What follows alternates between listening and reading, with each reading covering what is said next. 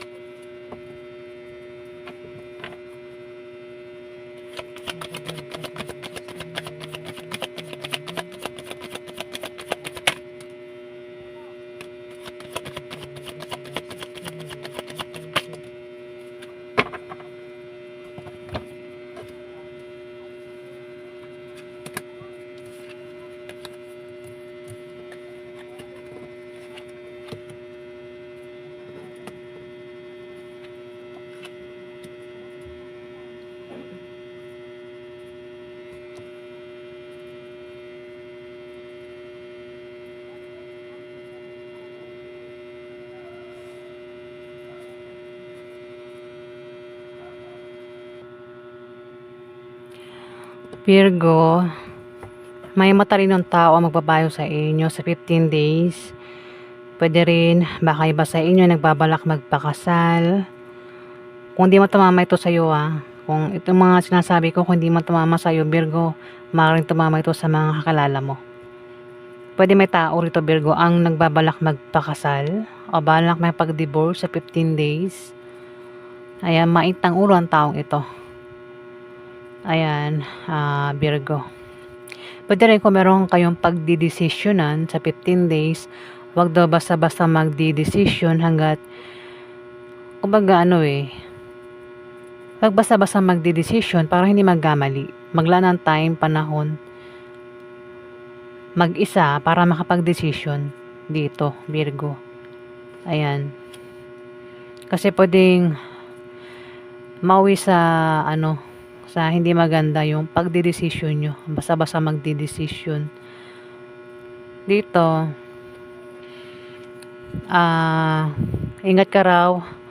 Ingatan mo at bantayan mo ang inisip mo at sinasabi mo sa 15 days. Kung meron ka mga plano dyan, may mga sikreto ka, ayan, ingatan mo daw na malaman. O baka may makaalam, di ba? Ayan, kung ano man yan, ikaw lang nakaalam, Virgo. Meron din daw kayong ikakapanalo sa 15 days. Ayan. Di ko alam kung ano yung ikakapanalo nyo. Baka meron kang sinalihan dyan na kayo ay mananalo. Ayan, Virgo. Dito, meron kang ka-reunion sa 15 days, Virgo. Pwedeng ka-reunion mo, mga kaibigan mo, pamilya mo, kamag-anak mo, o maring yan ay maliligaw mo, niligawan mo, o yan mismo ay asawa mo, boyfriend mo, girlfriend mo, Virgo.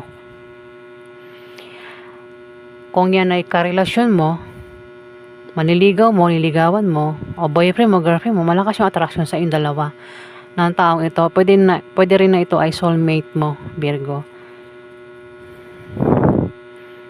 Kung yan ay kamag-anak mo, ayan, may pagkikita sa inyo. Pwede magkaroon ng inuman sa 15 days. Pwede rin, baka mag-date kayo, kumain sa labas ng taong ito, Virgo. O mag-celebrate nga kayo, no? Two of Cups, Three of Cups, Virgo. Meron kang inaantay na darating sa 15 days, pwedeng yan ay resulta o wish na maring magkatotoo. O maring magkaroon ng pagdiriwang na patungkol sa'yo. Kung kanino pa yan patungkol, pwede rin naman na may paggaling sa sakit, physical man o emotional, Virgo.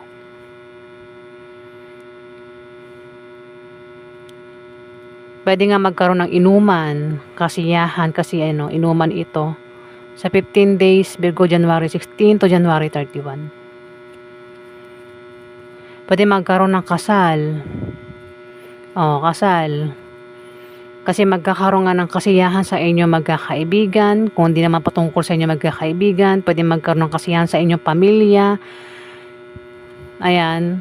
Pwede rin nga merong ikakasal, baka may birthday, binyag, dibo sa 15 days, Virgo. At magiging masaya ka. Kasal talaga ito.